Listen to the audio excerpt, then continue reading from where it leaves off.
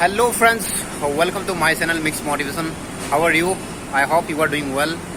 So সকলোকে good evening জনাইছোঁ friends.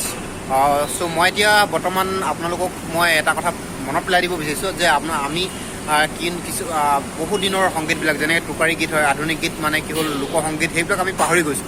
বৰ্তমান এতিয়া মই এজন ব্যক্তিৰ সৈতে কাষত বহি আছোঁ, যোনজন ব্যক্তিৰ পৰা মই লোকগীত, টোকাৰী গীত সেইবিলাক শুনিবলৈ চেষ্টা কৰিম। প্ৰথমতে আমি এটি গীত শুনি লওঁ, তেতিয়াহ'লে পলম নকৰি বলক গীতটি আমি শুনি লওঁ।